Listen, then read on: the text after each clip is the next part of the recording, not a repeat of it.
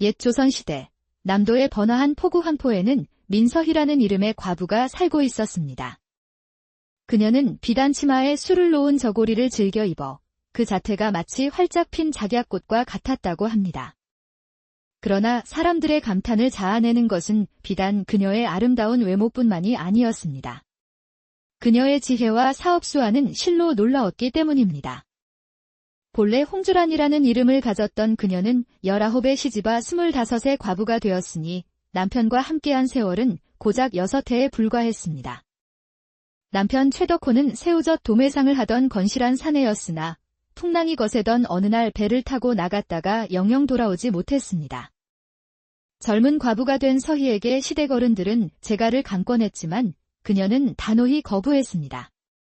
제 남편 최덕호의 장사를 제가 그대로 이어받을 것입니다. 어느 누구도 저와 제 딸아이의 살림을 걱정할 필요 없습니다. 그 말대로 민서희는 남편이 남겨준 작은 도매상을 훌륭하게 꾸려나갔습니다. 처음에는 시장 구석의 작은 가게였지만 그녀의 손을 거치자 사업은 날로 번창했습니다. 그녀는 직접 전국의 포구를 돌며 최상급의 젓갈만을 골라왔고 그녀의 정확한 안목 덕에 황포 민서희네 젓갈은 최고의 품질로 이름을 날렸습니다. 여봐라, 오늘 들어온 육젓은 어떠하냐? 간은 알맞게 배었는가? 그녀의 사업이 번창하는 데에는 충직한 하인들의 도움이 컸습니다. 그 중에서도 집사 윤태수는 남편이 살아있을 때부터 집안일을 돕던 충성스러운 사람이었습니다. 태수는 본래 양반 가문의 자제였으나 가세가 기울어 남의 집 하인으로 들어오게 된 비운의 사내였지요. 그는 말없이 묵묵히 서희를 보필하며 마음속으로 깊은 연정을 품고 있었습니다. 그리고 또 한 사람, 강지훈이라는 젊은 총각이 있었습니다. 28의 미남이었던 그는 어릴 적 바다에서 표류하다 서희의 남편에게 구조된 후 그 은혜를 갚고자 집안일을 돕고 있었지요. 이상하게도 그는 여자에게 전혀 관심을 보이지 않아 하인들 사이에서 수군거림의 대상이 되곤 했습니다. 이런 충직한 하인들 덕에 서희는 포구마을에서 손꼽히는 부자가 되었습니다. 하지만 그녀에게도 한 가지 큰 근심이 있었으니 바로 19된 외동딸 아영이었습니다. 아영은 어머니를 닮아 용모가 아름답고 성품이 온화하여 모든 이의 사랑을 받았습니다. 어느 날 아영이 편지 한 통을 들고 어머니에게 왔습니다. 어머니, 외할머니께서 올여름에 잠시 다니러 오라고 편지를 보내셨어요. 그렇구나. 늙으신 어머니께서 외손녀 얼굴이 보고 싶으신 게로구나. 서희의 친정은 백리나 떨어진 깊은 산골짜기에 있어 꽃다운 처녀가 혼자 가기에는 너무나 험하고 먼 길이었습니다. 제발 다녀올 수 있게 해주세요, 어머니. 외할머니를 뵌 적이 몇 번 없잖아요. 알겠다. 하지만 혼자서는 위험하니 너를 안전하게 데려다줄 사람을 붙여야겠구나. 민서희는 며칠 밤낮을 고민하다 기묘한 방법을 생각해냈습니다. 딸과 동행할 하인을 뽑되 뱀조차 혀를 내두를 정도로 정절히 고든 사내를 찾기로 한 것입니다. 그날부터 서희는 매일 밤 하인을 한 명씩 자신의 안방으로 불렀습니다. 달빛이 비단 창호지를 은은하게 비추는 밤이었습니다. 김서방, 이리 와서 내 다리 좀 주물러주게나. 창고지기 김서방은 호치마만 입은 주인의 모습에 숨이 멎는 듯 했습니다. 마님, 소인이 어찌 감히 마님의 옥체를 만진단 말입니까? 뭘 망설이는가? 어서 주무르라니까. 김서방의 떨리는 손이 서희의 종아리를 거쳐 허벅지에 닿았을 때 그의 아랫도리는 여름 호박처럼 팽팽하게 솟아올랐습니다. 됐다. 이제 그만 나가보게. 김서방은 불합격이었습니다. 그 뒤로 행랑아범, 박서방, 황선장 모두가 시험대에 올랐지만 결과는 마찬가지였습니다. 닷새째 밤, 집사 윤태수의 차례가 되었습니다.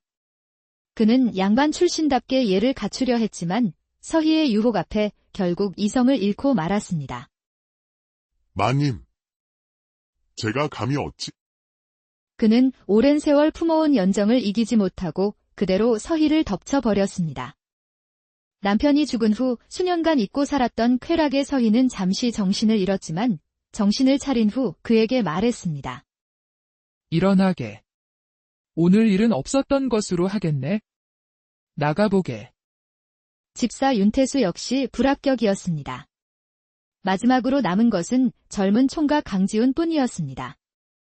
강지훈, 오늘 저녁 내 방으로 오너라. 그날 밤, 강지훈이 방으로 들어섰습니다. 그는 서희의 모습을 보고도 조금도 당황하는 기색이 없었습니다. 마님, 부르셨습니까? 그래, 다리가 좀 아픈데 주물러 주겠나? 지훈의 손길은 정성스러웠지만 그에게서는 어떠한 사사로운 욕심도 느껴지지 않았습니다. 그의 아랫도리는 미동조차 하지 않았지요.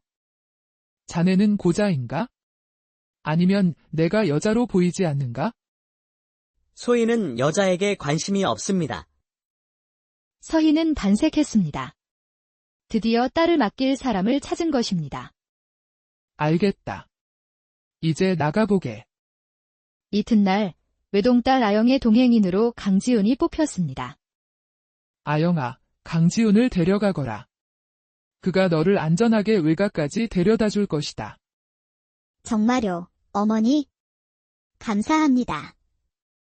서희는 강지훈을 따로 불러 신신당부했습니다. 내 딸을 잘 부탁하네. 부디 내 딸을 눈동자처럼 지켜주게. 걱정 마십시오. 마님. 제 목숨을 걸고 아씨를 지키겠습니다.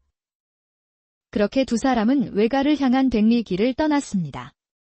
길은 험했지만 아영에게는 모든 것이 신기하고 즐거웠습니다. 해가 저물 무렵 두 사람은 월곡 주막이라는 작은 주막에 도착했습니다. 주모, 묵어갈 방이 두 칸으로 나뉜 방이면 좋겠는데. 저녁을 먹고 난 후 아영은 강지훈에게 재미있는 이야기를 해달라고 졸랐습니다. 그럼 제가 아는 처녀 귀신 이야기를 해드릴까요?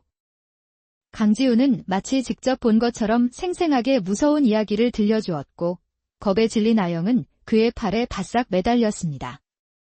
아이고, 무서워라. 그런 귀신이 정말 있나요? 있고 말고요. 특히 오늘처럼 달 밝은 밤에 자주 나타난다고 합니다. 아씨께서는 방문을 단단히 잠그고 주무셔야 합니다. 그날 밤 강지훈은 몰래 주막 뒷마당에서 반딧불 몇 마리를 잡아 아영의 방 들창으로 날려보냈습니다. 잠시 후 아영의 방에서 비명이 터져 나왔습니다. 엄마야. 귀신이야. 아영은 울면서 강지훈의 방으로 뛰어들어왔고 그의 품에 와락 안겼습니다. 아씨, 왜 그러십니까? 무슨 일입니까? 제 방이 하얗게 빛나는 귀신이 둥둥 떠다녀요. 무서워요, 아저씨.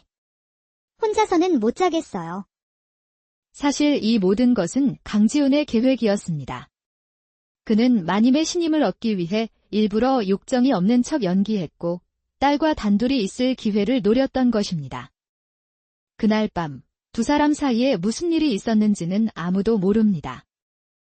일주일 후 외가에서 돌아온 아영의 얼굴에는 수줍은 홍조가 가시지 않았습니다. 그리고 석 달이 지난 어느 날 아영은 어머니에게 몸의 이상을 털어놓았습니다. 어머니, 요즘 아침마다 속이 메스꺼리고 발거리도 끊겼어요.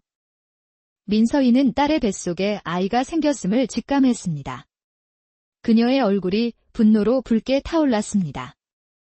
이 천하에 죽일 놈을 보았나. 강지훈, 당장 이리 오지 못할까. 서희는 강지훈의 뺨을 후려쳤습니다. 이 뱀 같은 놈. 내가 어찌 감히 내 딸에게. 내가 너를 얼마나 믿었는데. 마님, 죄송합니다. 하지만 제 마음만은 진실입니다. 저는 아씨를 진심으로 사랑합니다. 사랑. 내 딸을 욕보이고 감히 사랑을 입에 올려? 당장 내 집에서 나가거라. 강지훈은 무릎을 꿇고 애원했습니다. 그의 눈물 어린 고백에 서희의 마음은 복잡하게 흔들렸습니다. 그녀는 집사 윤태수를 불러 이 일을 어찌하면 좋을지 의논했습니다. 마님, 세상 일이 다 뜻대로 되지는 않는 법입니다.